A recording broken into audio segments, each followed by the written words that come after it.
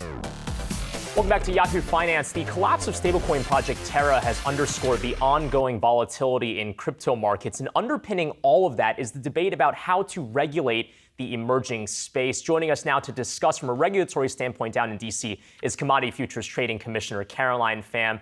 Commissioner Pham, it's really great to have you on the program. Appreciate you taking the time. We've seen a lot of projects go bust in the crypto space as of late. Just wondering, from the CFTC's vantage point, how do you view the role of your commission really in this what is largely unregulated space? Yeah, absolutely. I'm so glad that you're asking this question because it's so clear with the blow up in Terra and the knock-on effects of the broader crypto markets that regulators really cannot fail to act any longer to do something to make sure that we're protecting the retail public, especially when you've had billions of dollars in value destroyed.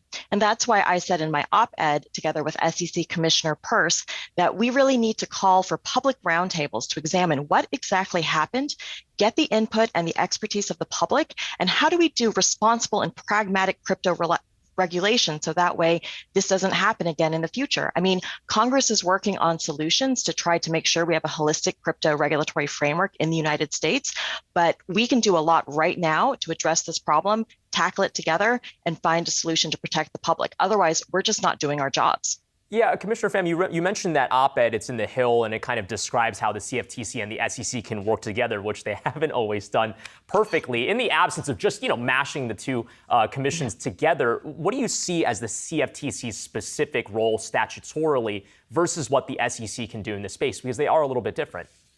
Oh, absolutely. Well, so the CFTC back in 2015 first said that Bitcoin was a commodity. The SEC was looking at it after that. And just recently, the US banking regulators have come out and said that they're looking at payment stablecoins. But honestly, a lot of the stablecoins that are out there right now are being used for trading purposes.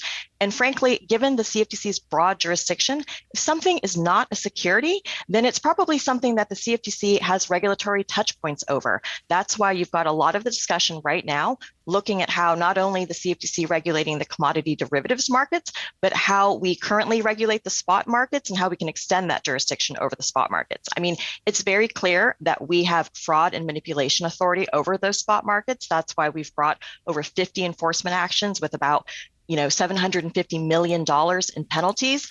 But we do have two areas where we have touch points with the spot markets. One of them is in retail Forex, and the other one is retail leveraged commodity transactions. Commissioner Pham, it's Akiko here. It's good to talk to you today. Let me just press on that point because we have heard from lawmakers, those like Congressman Ro Khanna, who've said that the CFTC needs to take on a more expanded role. They've actually put forward legislation on that front. So you've already highlighted what you think falls under your mandate, but I wonder if you think that type of legislation is necessary so that you have a broader umbrella to work with on crypto regulation.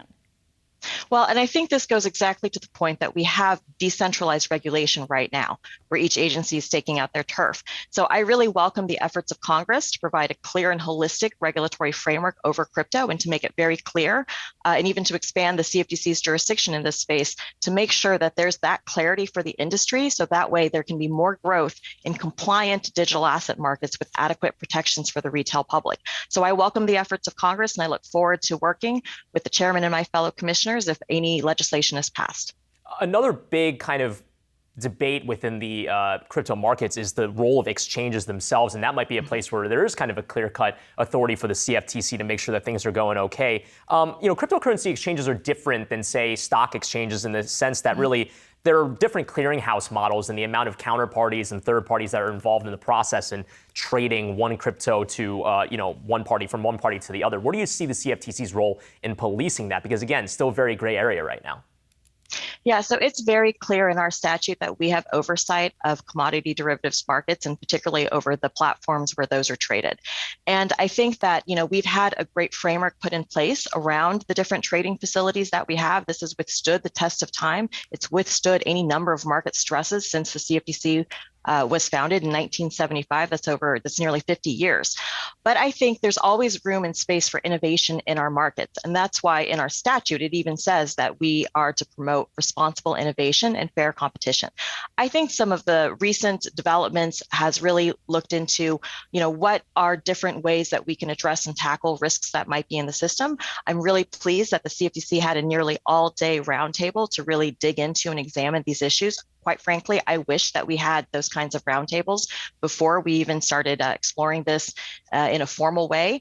And so I think it's going to be really important that we thoughtfully consider just exactly all of the successes that our market structure currently has, and then weigh that against any benefits that innovation might bring. One other thing that you watch that's outside of the crypto space is just kind of other types of derivative products. And I know that a lot of that has come into focus with the Archegos story from last year, fraud in swaps, and just the way that some of these funds are kind of levered up through these total return swaps, unusual types of securities we don't usually talk about. Tell us about kind of how you're policing that space, especially in this type of market volatility, to make sure there aren't other funds that are blowing up off of this type of situation. The last time we had, the financial crisis, and we had, these blowups and complex, risky, opaque financial products, Congress was very clear in passing the Dodd-Frank Act and giving jurisdiction over like 95% of the swaps market to the CFTC, put into place very comprehensive swap dealer registration and compliance regimes. And, it's bread and butter for the CFTC to be policing the fraud in the swaps markets. We've brought over billions of dollars in actions. And even just this week, we announced a $1.18 billion penalty and recovery, the largest ever in the CFTC's history. So we're very strong on enforcement, but also we are monitoring and surveilling the markets constantly. And I think it's so important that we make sure that we have the integrity in the markets, and that the data quality and that the data utility of what we are looking at through swap data reporting is improved. Finally, Commissioner, we are speaking to you during AAPI month. An Asian American face, not often that we see in the regulatory space. I know the commission recently tapped a chief diversity officer. You're trying to make inroads on that front, but I wonder if you can speak to the lack of diversity in this space and what you think the CFTC can specifically do to change that. Well, I have to say that I'm just honored, and it's a real privilege to be able to represent the AAPI community. I think this commission is the first time in 30 years that we've had representation at the commission. And I am especially honored because I think that I am the first Vietnamese American woman to be nominated by the president and confirmed by the Senate to an executive branch role. And that's really so meaningful, given that my parents were refugees from the Vietnam War. There is a lack of diversity. And I think a lot of that has to do with the fact that we really need to be identifying and developing our talent pipeline. I can't tell you the number of times that I've been the only face in the room that looked like mine, and you have to fight for that seat at the table. But if you have developed programs and pathways for the diverse talent to be mentored and lifted up, a lot of times it's very intimidating to try to get your start in a space like this. And so I think it's just so important that we continue to work with the industry. And I'm very pleased about the chairman's initiatives and our chief diversity officer and the strategic plan that we are currently developing around that.